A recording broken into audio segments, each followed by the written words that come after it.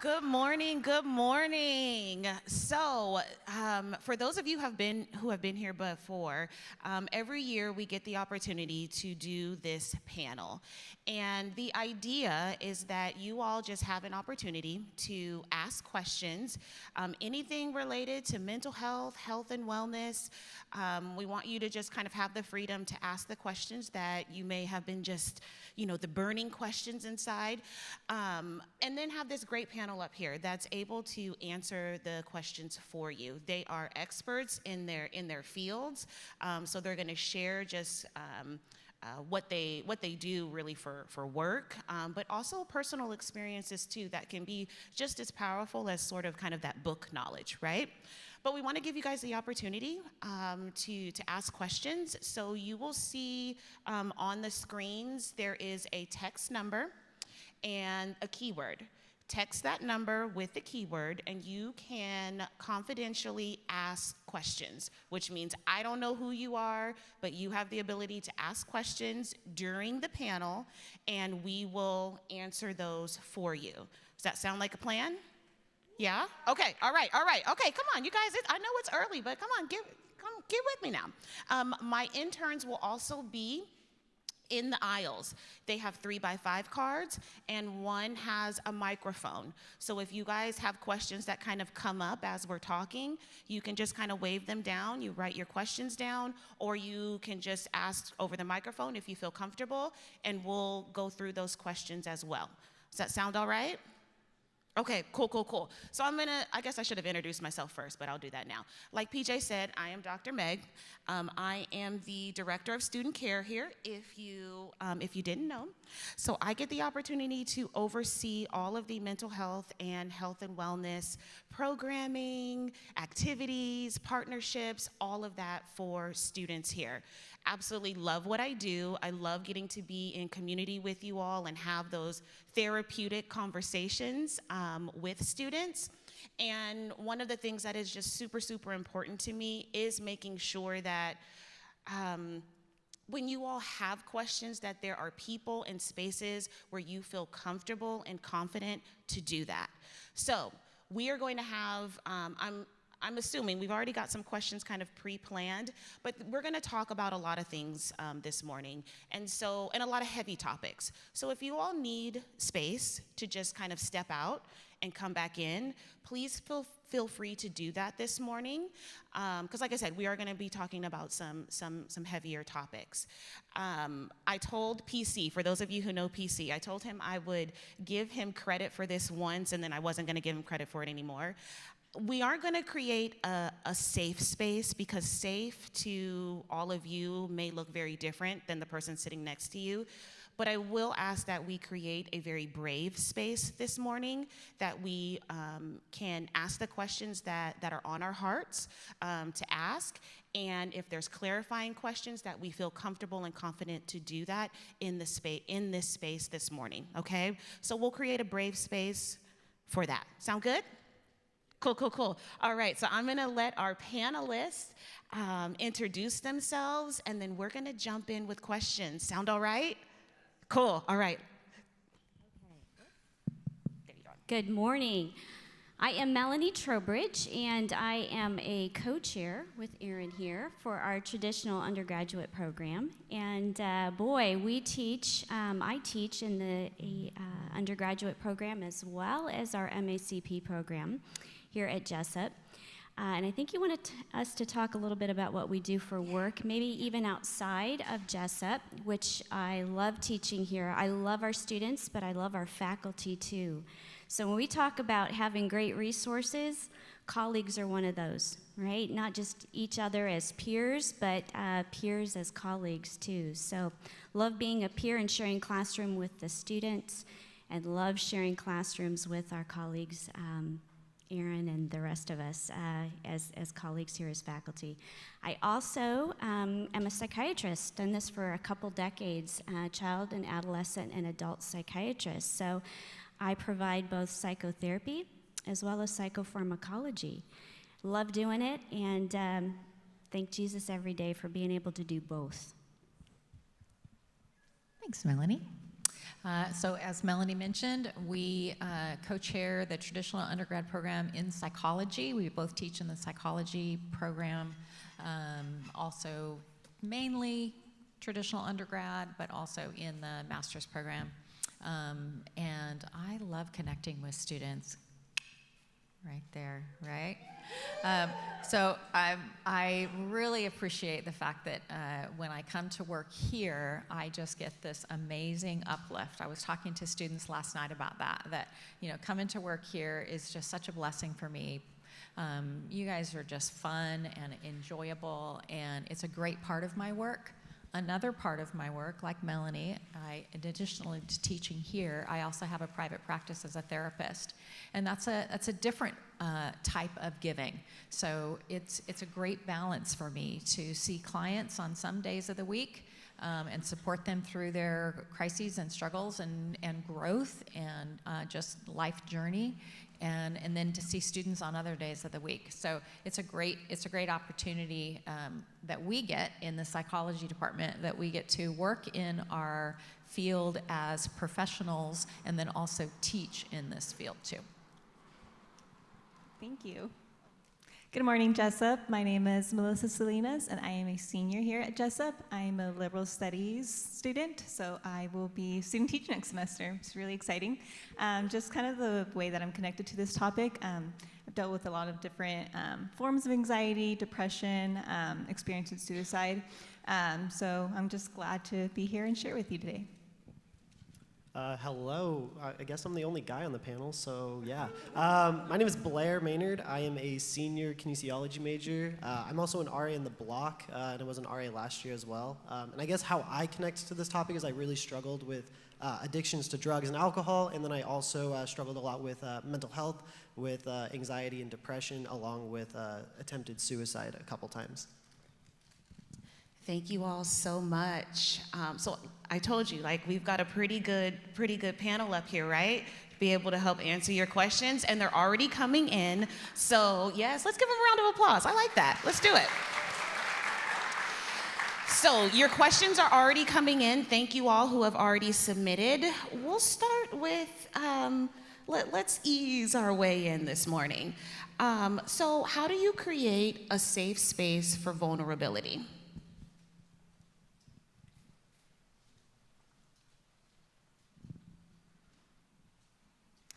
I think we need to remember that we were all built for community, and the way that we were designed was to be vulnerable with each other. We have such a deep desire to know and be known. So I think when we can be vulnerable ourselves, we create that space for vulnerability. I think, too, what you were saying, Dr. Meg, earlier about creating a brave space, going into it with just knowing that, what's safe for me may not be safe for another person. Taking that step, and it's a hard step to take, especially depending on what you've gone through, what experiences you've had in your life, but it definitely takes that sense of courage and bravery, as well as trust with the people that you're entering that space with, and just knowing that they have your back, and having people that are trustworthy and love you and care for you. I think there's also a piece of that where you have to be, it's important to be mindful of who you're talking to. Not everybody is in a space to receive the story that you may have to tell, and it's important to keep that in mind. Not that they may not want to be, or that they don't love you or they don't care for you, but sometimes people just aren't in a space to be able to receive your experiences or what it is you have to share. So it's important to be mindful of that at times, and that you are talking to people who love, who you trust, and who are in a space to be able to receive that information. Next question. How can you have a lot of faith and fear at the same time?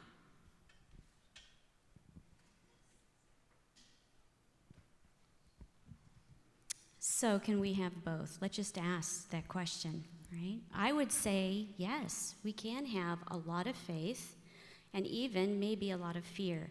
So what's fear? Well, I think all of us can subscribe to the idea that we have stress, right? How many of us have a little bit of stress?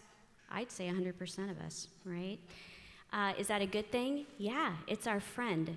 Unfortunately, when pros taken to the extreme, they become our cons. And so that little bit of stress might then become something that's not so welcome and not so great and a motivator, and becomes our con, right? And so fear can set in. So what's the difference between anxiety and stress and fear? Not a whole lot, but let's say we're camping. Outside of a tent, we think we hear something. That generalized, could it be a bear? There we go, with stress and anxiety. But what if we know it's a bear? That's fear, right? So the difference isn't a whole lot, because our body responds to that in the same way, and it sets us up for being able to meet it head on, right? That stress. But sometimes it gets hijacked, and that feedback of what our body and brain is doing gets hijacked, and we don't control that as well as we'd like to. So what does that have to do with fear? Well, I think most of us in the Department of Psychology and around campus subscribe to this bio, psycho, social, spiritual model, where God made us in all those different pieces parts, right? Our bio, I've just been describing the biological part of how God has created us, but he's also created us with that psychology and community, that vulnerability that we were just talking about, the social in community, and thinking about behavior, and then, of course, last but certainly not least, that spiritual part, that communication with Jesus, and that connection between us and him, right? So are they all separate? They're not. One affects and infects the other ones, right? For good or bad. So if we are having difficulty with, let's say, our biology, can that affect our spirituality? Absolutely, for good or bad, and vice versa.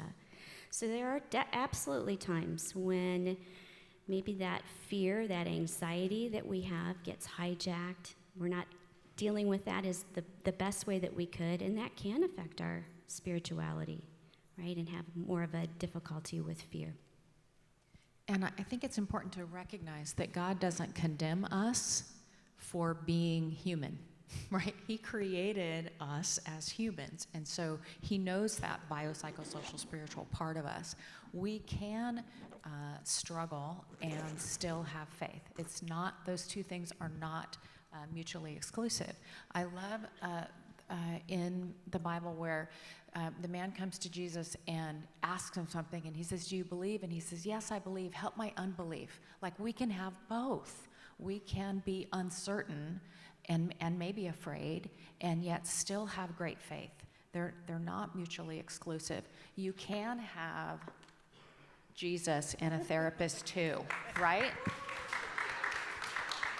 They're not mutually exclusive. It's okay to struggle, and God doesn't condemn you for that, right? He just wants us to go to him with it. I would like to share a passage with you, because this is a topic that I've personally experienced, and just dealing with my faith and what does that look like, having mental health issues. A lot of the times, I think as Christians, we think that we kind of have to put up this really strong face, or this front of like, everything's okay with me, Jesus has me and everything, which is all true. We have that person, we have Jesus to trust in, but at the same time, we still struggle internally with different things. This passage, Psalm 13, I'll just read the whole passage, and it's just something that God has been kind of putting in my heart over the last couple of weeks, and with the topic of like faith and fear. It says, "How long, Lord, will you forget me forever? How long will you hide your face from me? How long must I wrestle with my thoughts, and day after day have sorrow in my heart? How long will my enemy triumph over me? Look on me and answer, Lord my God. Give light to my eyes, or I will sleep in death, and my enemy will say, I have overcome him, and my foes will rejoice when I fall. But I trust in your unfailing love. My heart rejoices in your salvation. I will sing the Lord's praise, for he has been good to me. The psalmist here is kind of talking about, how long? Suffering sometimes can feel like it's just this eternal, never-ending experience. I know that I've felt like that so many times in my life, especially dealing with like depression and different anxiety disorders. Sometimes you come to question like, well, when is this all going to end? And I'm supposed to have faith in God. I've had people tell me like, well, you just need to keep praying about it. You don't have enough faith. And while I realize that sometimes, they mean well, they're trying to encourage me, but at the same time, it takes a level of understanding of what that person is going through. And I think here what the psalmist is saying is, he's pleading out to God, like, God, I feel like you've forgotten me. I feel like you've kind of pushed me to the side. I feel sidelined. I feel ignored. I feel unloved. But at the same time, towards the end of the passage, it talks about how this person will trust in God's unfailing love. He knows that he can trust in God and that God's love will always be there. God has already brought salvation. And he declares that he will sing the Lord's praise, for he has been good to me, and still able to recognize all of the good things that God has done in his life. Despite all of the struggles and suffering that he's going through. And you may be going through that right now, where it's like that season of suffering and pain and sorrow, whether it's with, relationships or just internal struggles and anxiety, but you can still have that trust and faith in God to walk you through that season. That's really good. Thank you. Yeah, right? That deserves like a clap. That was good. So we have a couple questions that have come through about boundaries. One of which, really about creating healthy boundaries. So if somebody is dealing with mental health issues, or we've got some questions about if they are dealing with family members who they've got differences of opinions, whether it be about mental health in general, so a couple about anxiety, we've got a couple about sexuality. So when we're setting healthy boundaries, what does that look like?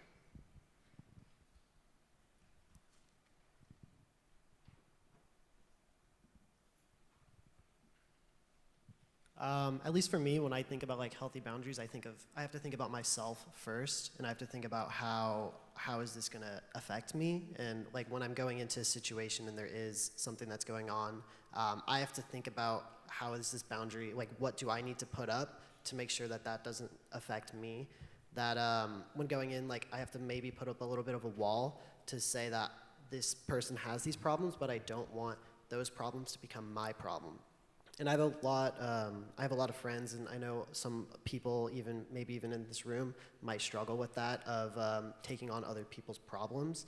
And I think a lot of time when that happens, we have to take a step back and kind of realize that those problems, we can help them, but we can't fully take on their problems. We can't own someone else's stuff. So we all have our own stuff, right? Hate to break it to you, you got stuff too, right? We all have our own stuff. But when our stuff is our thinking, our opinions, our attitudes, our thoughts on things, our emotions, those are mine. And you have yours. And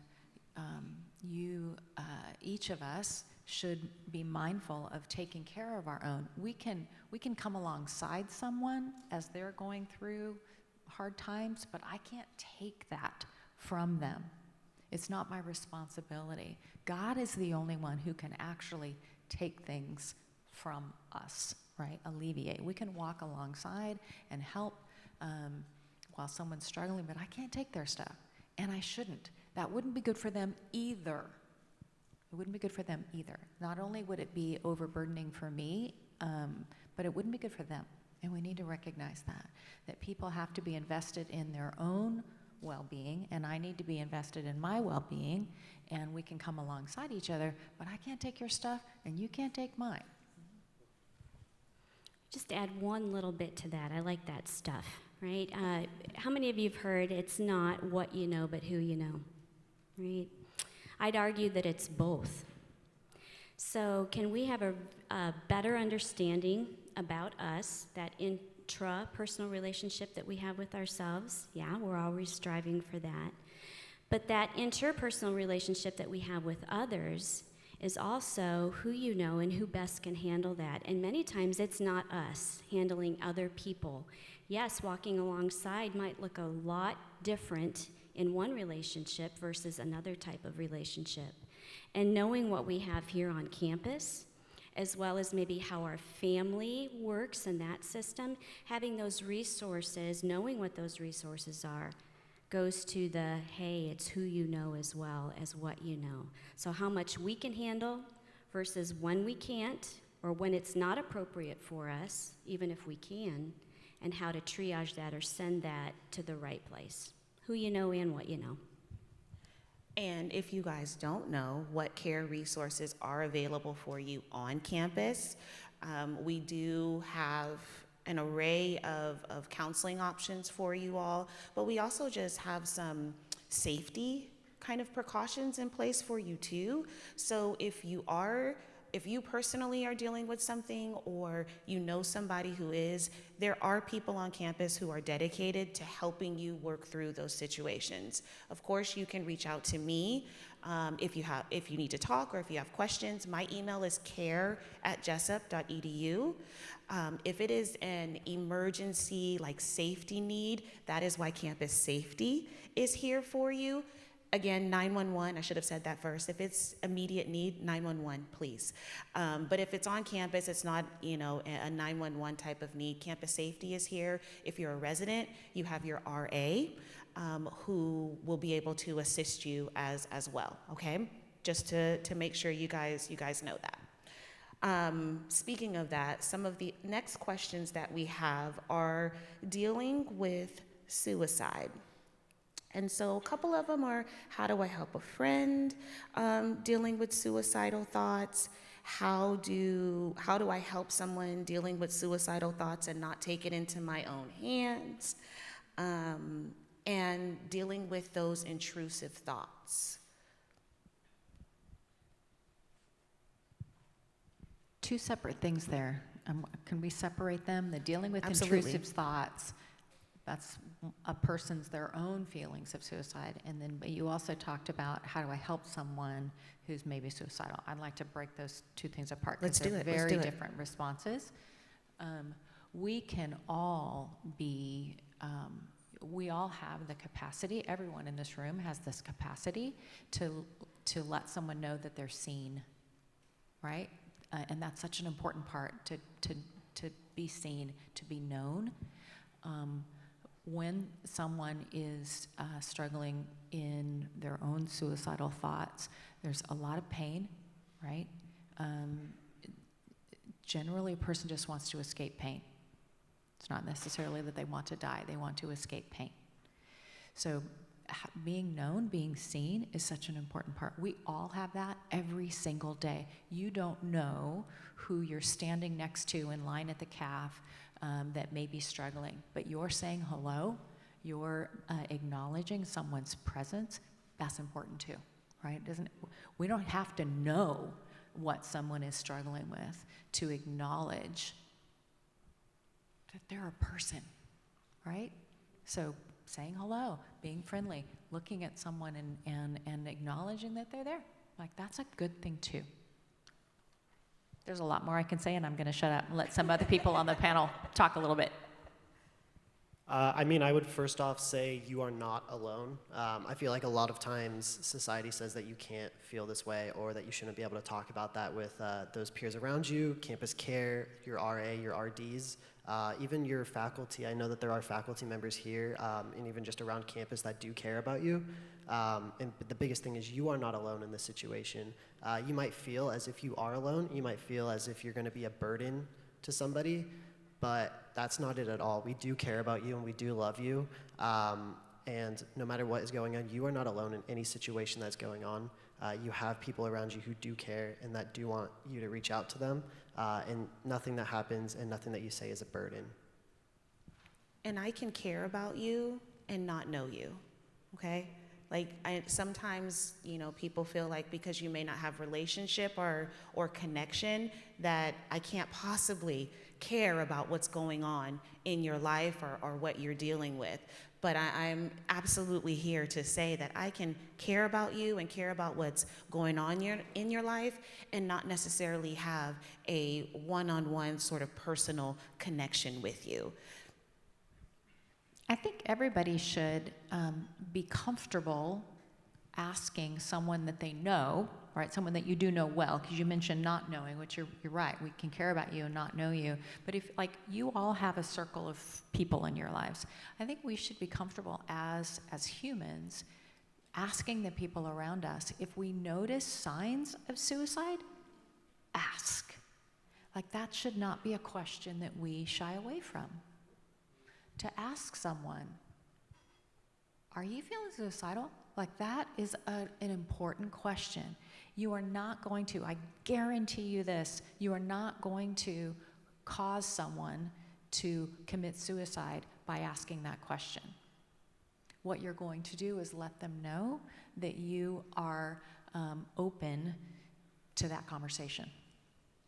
You're letting them know that you are a safe person to have a conversation with. You're not gonna cause someone to move towards that direction by asking that question. I think we need to be comfortable with the people that we do know when we see signs, asking that question. I think too, just going along with that, having that person to go alongside with you. That person may not have experienced the same thing as you have. They don't know what that feels like. And if you are that person that doesn't know what that feels like or how to best support that person, that friend that's in that situation, know that your presence alone goes a long way. It's very difficult sometimes to see a friend going through that, and being on the other side for myself, being that person who's dealt with suicide, has attempted in the past, simply having someone just alongside you, just being present with you, just listening, it goes a long way. I guarantee you, it goes a long way. And the only way that that's possible to feel that care and feel that love, it's because of Jesus. Jesus himself is right there next to you when all of these things are happening. The only way that we can actually care about someone, and especially like Dr. Meg was saying, like, care about someone even if you don't know them, that's really only possible because of Jesus and what he did. Thank you. So let's tackle the second part of that, the intrusive thoughts. How do we manage or deal with intrusive thoughts? Okay, well, intrusive thoughts can come in all colors, size, and shapes. So when we're talking, are we talking about more of the suicidal ideation or suicidal thought or intrusive thoughts that have to do with anxiety, depression, D, all of the above? D, okay. All of the above. Okay, all right. Well, we're talking about two different things when we're talking about having interpersonal relationships and coming alongside folks versus what if no one knows? What if they're intrusive thoughts and we just own them all ourselves, right? We talk about having a circle of people around us. What if things have gotten so difficult that that four-letter word, hope, or lack thereof, isn't a part of what we're experiencing, and many times when we lose that hope, those resources on our plate that are normally there, like resilience, flexibility, they start falling off our plate, right? And so sometimes we don't have all the resources that we would like, and that means maybe we're not communicating well with other folks either, with our peers or that circle of friends or support system.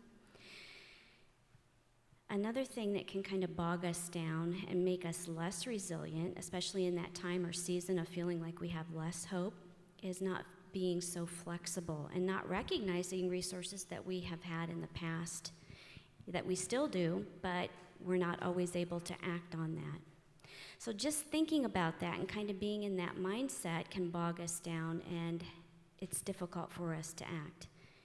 Just knowing that there are resources, knowing that in advance and those intrusive thoughts coming to us, we have to sometimes make that hard decision about being our own best friend versus our own worst enemy, right? So what would we do if a friend of ours that we dearly loved or a family member were to come to us? We'd probably give them pretty good advice, some insight. But oftentimes we don't reflect back on us with the same positive insight. So thinking about these things in advance, if we're feeling like we're moving towards that kind of lack of hope or being less flexible, can help us in that state when we are there say, wait a second, let me be my own best friend versus maybe not being such a good friend. Let me choose to be a little bit more flexible and reach out with the resources that we do know are around us, even though I don't feel like it, that hope, that motivation isn't there. There's a technique in psychology called thought stopping. It's where you tell your own thoughts to stop. Sounds pretty simple, and it works. It works. We can, Melanie will agree with this, I'm sure. We can use one part of our brain to help another part of our brain do better. So what you're talking about, like being your own best friend, right? We can use our thinking part of our brain to tell the emotional part of our brain to calm down a bit, right? We actually can do that within ourselves by giving hope, by reading a scripture that is encouraging. So I like to think about crowding out intrusive thoughts with the thoughts that I choose.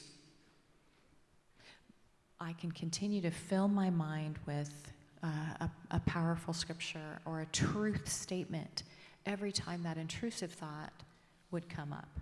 I can tell myself the truth of what God's word says every time that fearful thought or other thought comes up.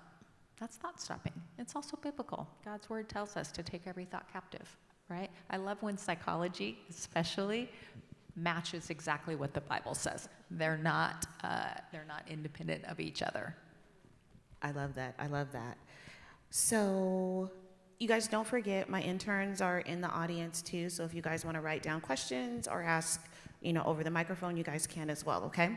But thank you for those that are still sending in questions via the text service. So this is kind of a double question too, but we've got a couple about what happens physiologically to the body when we talk about anxiety and depression, and then some questions about medication and its relation to the Bible. And then we had, let's see, there was one more that was, we'll start with those two. Okay, that's kind of my jam, right? I love that biopsychosocial spiritual, especially the bio and how it affects and infects. Sounds like a contagion. It's a positive contagion, hopefully, kind of like that plastic water bottle, right? I can squish and squash and stomp, and it's still going to maintain the integrity of this plastic water bottle. Might not look so pretty, but it's still going to maintain its integrity. And that's how God created our brain. He wants us to move from pathology towards health, and he gives us every opportunity to do that. Sometimes we have difficulty figuring out how best to accomplish that, but our brain, Aaron was talking about, okay, that frontal lobe is trying, right here, our thinking part, right here in the front, is trying to counter that limbic system that is big and bright and screaming, do it, do it, do it. The frontal lobe saying, hold on, wait a second. We hope that it's like a teeter-totter, even back and forth. Sometimes that limbic system screams louder than that thinking part, right? And can get us more concerned, like an anxiety or depression, right? So what can we do to help that frontal lobe act better? Be able to scream as loud as that limbic system is screaming. And that can come in a variety of therapies. That can come in a lot of different ways to make our brain plastic. It can come from psychotherapy. Thought stopping is one of those ideas. There are about a bazillion others that help improve the plasticity. Medication is one of them, though. Okay? How does medication work? similar to psychotherapy. Our brain is no respecter of therapies. It can become more plastic, moving from pathology towards health in a number of different ways. Bottom line is we want those neurons, those brain cells, to start acting and communicating with one another better. Sometimes they are not good friends and they need a little jump start, and that can come in a variety of ways, and medication is one of them. So how does it work? Well, let's just take, interestingly enough, you probably have heard of a thing called SSRIs like Paxil and Prozac and Zoloft and Lexapro, and it's at the top of the most prescribed medication in the country right now because it's really useful for a lot of different things, anxiety, depression, and several others, right? So the misnomer is, does it do something different to our body than what's already going on in our body? It really doesn't. It tells our pieces of information that our neurons are trying to play nicely together. It's saying, hey, you stick there longer in that brain of yours so I can make better use of it. It doesn't add anything to it. It's saying, hey, hold on. Let that good information sit there a little bit longer so that we can make better use of it. So is that one way to help? Absolutely. Jesus is the great physician, isn't he? And we live in a fallen world, and our brain is an organ, just like any other organ in our body. And is it susceptible to the things that this world, this life, is susceptible to? Absolutely. And so medication is one of those areas where we can look for increased plasticity and an option and a great resource in our, army of resources to be able to provide that plasticity. Thank you. That's good. It's always interesting to me, when we talk about medication in relation to mental health, kind of the stigma or the pushback with it. But if you were to get sick physically, right? If you hurt your leg, you break a leg, like you're gonna go to the doctor, right? And see about what you need to do, and you're gonna take the doctor's instructions, follow doctor's orders, and do what you need to get healthy. It's the same thing with our mental health. It's the same exact process. So thank you so much for that. I'm going to add one more thing, just go because ahead. you said it. You know what? A pill is not a skill, though. So let me just let me, on the other side, say, yes, medications are so very helpful. But at the same time, remember the biopsychosocial spiritual? We've got to partner, our thinking part of who we are has got to partner with the medication to provide full service, right? We have to be a friend to ourselves in all those 4 areas. So just taking a pill is not going to solve all of it. It is a resource, just like maybe sometimes just therapy alone. Nope, right? We need all 4 of those areas to be as healthy as possible. That's such an important thing. I'm going to jump into because I just Go can't ahead. help myself. You mentioned, like if you break your leg, right? If you, so you might have to be on anti-inflammatories for a while. The doctor may have to, depending on if you've broken it or sprained it or whatever, they may have to use a cast or something to help strengthen it. You also may need physical therapy. If you just do one of those things, you may heal, kinda. But like you need to do all of the things, right? To your point, like a pill is not a skill, there's more to it. And so if you just do one and then say, well, how come I'm not better? Well, if you haven't done the physical therapy, your leg's not gonna get stronger, right? So the anti-inflammatory may help with some, but you also need the physical therapy to strengthen you up. So anyway, I'll shut up again. All right, so dead week's coming. One more.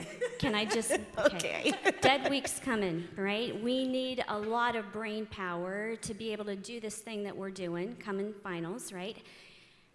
You guys can grow your brains. Now, it takes a little bit longer than a week, but you can grow your brains by 2% a year by doing things you do all the time or think of. They're at your fingertips. 4 things. 1, eat well, good nutrition. 2, get good sleep, more than 7 hours, 7, 8, even pushing maybe towards 9, right, in that ballpark. So eating well, sleeping well, exercising well, and decreasing stress that's not the good stress when it becomes a little bit too much. Those 4 areas Doesn't sound like a big deal. Yeah, it takes a little bit of elbow grease, right? We need to work on those things. But you can increase your brain by 2% per year, and that helps those neurons talk together better, more nicely, right? Not being a foe. So they're at your fingertips. We're talking about a lot of other techniques, but you've got those 4 things right at your fingertips immediately right now that you can put into practice today. I would also like to jump in and say that there are like healthy habits that you can develop, but one person's healthy habits might not be the habits that you need. For me, I love journaling. Journaling is just something that I do. It clears my mind. I'm really a bottler, is like what I like to call myself. So I like to bottle up everything. And so journaling allows me to do that. But then there's also some people enjoy working out. Some people like going on walks. A healthy habit for you might not be the same for somebody else. So developing those healthy habits and those healthy skills is not going to be the same for each person. That's what I would like to say. That's very good. And to add on to that, very similar to Blair, different outlets of just releasing stress. Journaling is also a big one for me. I really enjoy running. I know that some people may not relate with that one, but just figuring out what works best for you, because anxiety comes in different shapes and sizes. I know for me, physically, kind of going back to the physiological effects of anxiety, heart's racing, something that I experience, just palpitations, sweatiness, just feel like this increased feeling of overwhelm.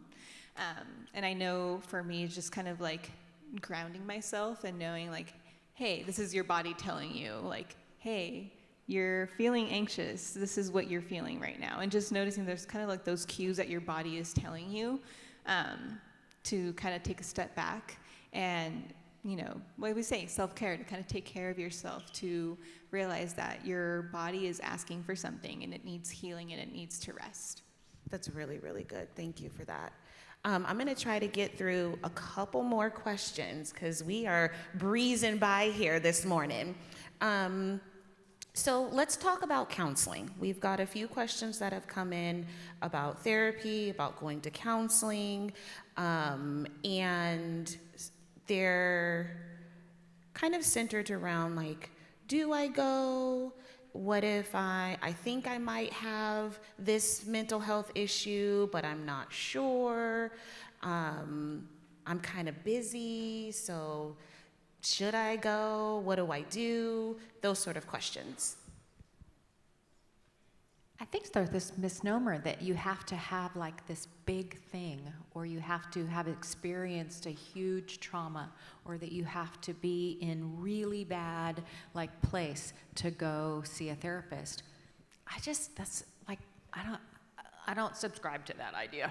I believe that all of us could use someone who is outside of our like circle of people to maybe help see things that we can't see. I think going back to the whole idea of like, we go see a doctor when we're in pain. We go see a dentist for like a toothache and things like that. Mental health is a part of this general, broader sense of like what, overall holistic health. I know that in the past I've met with different therapists and counselors, some of them good matches, some of them not so good matches, that has kind of also drawn me away from the whole, therapist approach. But looking back, it's like, well, I may have already kind of been able to manage these parts of my life in terms of my anxiety and how to manage my stress, but there are also all of those, daily life stressors or things that you go through day by day, week by week that, you kind of need someone to talk to about. And it's nice. And I think your shirt says it perfectly. It's okay to have Jesus and a therapist too. I know for me and my background with my family, that was something like a point of contention as to whether or not I would go see a therapist or go on medication, just because there's a lot of myth and kind of just, dispelling like the fact and fiction between that. is very, very helpful, and just, it's a learning process. So if you come from a family or background where that's kind of a point of contention or just discussion, a concern, just always talking through that and knowing that it's a learning process for both you and the person who is with you alongside that journey. Yeah, so we've got a couple minutes, and I want to end, you mentioned it, the self-care piece. So can we take some time to talk, a couple minutes, to talk about self-care, what that is, like what is self-care, what can it look like, and how can we incorporate that into our lives? Yeah, absolutely. One of my really good friends clarified it perfectly for me. She calls it date days, is like what she likes to call it. So it's just part of that day that she takes just for herself. Just for that time, as like everyday stress gets in the way, and every day you just feel like I have so much to do, I don't have enough time. But taking part of that day and being intentional with that and saying, look, I need to take time for myself. For me, I like to just I like to journal, and I like to just go on walks, and that's kind of my date day that I do. That's what I like to do. It just keeps me fully clear and fully able to like go into the next situation in a better place. My day starts with coffee, Jesus, and exercise every single day. I can't remember the last day that I didn't do that. So when people sometimes talk about self-care, well, how often do I need to do this? Think, well, you think about your mental health. How often do you want to feel good, right? Like, like Right. if you don't have to wait until you're here to start. Think about your oral health, your teeth. You don't just brush your teeth before you go to the dentist. Please don't do that, right? Don't brush every so often. You're right. You want good oral health? You brush your teeth every day. You want good mental health? You take care of yourself every day. Yes. One of the things that I learned just how to take care of myself, I love naps. And I highly encourage that if you aren't in the habit of like taking a nap, and like what I mean by taking a nap, it doesn't mean you're gonna full on doze on for like 2 hours straight, because I can't do that. That would be lovely. It would be nice. But even just taking, 5, 10, 15 minutes, I know we all have busy schedules as students, and it sometimes feels like you're compromising so much of your day by taking this small amount of time to take care of yourself. But just putting into perspective that like, I need to feel okay in order to get through X, Y, and Z for the rest of the day. So even if it's like a 5-minute, I'm just gonna close my eyes and kind of just rest, unplug. Social media is a big influencer with that too. Just kind of taking time to disconnect and unplug, and just having that time to just rest, where you're not, thinking about the next thing that you have to do. And just taking that time to really just recharge and reconnect, and kind of, just kind of sort through the things that you need to get done for the rest of the day. You've heard a lot of specifics, and all of them are absolutely perfect for them, right? And they're also perfect maybe for the rest of us, but I think what I've heard loud and clear was bio, psycho, social, and spiritual, right? Getting to know who we are and what resources are on our plate, and what we should be maybe considering more, thinking about, well, wait a second, maybe I'm not doing this as well, or this doesn't look as healthy as I need it to look. Now, how best do I get that, beef that up a little bit and make it more healthy? So I think for all of us, getting to know ourselves a little bit better, how fearfully and wonderfully we truly are made in that image of Christ, in that biopsychosocial spiritual model, and understanding where we are in each of those areas can help us better be healthy in all of those areas. That is a great way to end. I love that. Let's give our panelists a round of applause. Were they fantastic? They were good, right? I think so. Thank you all so much for being just being present and asking as many questions as you did. Of course, we weren't able to get to all of them, but we'll be up here for a little bit. So if you have some additional questions, you guys can come on up. We'll be up here to answer those. Please don't forget the resources that you all have here on campus, okay? We do have counseling services available, Timely Care, which is the telehealth app. So you guys have 24/7 access to a medical professional and a mental health provider. And that service is free for you guys, okay? It's free. And if you have any questions, you can email care@jessup.edu and we'll make sure to reach out to you. Thank you all.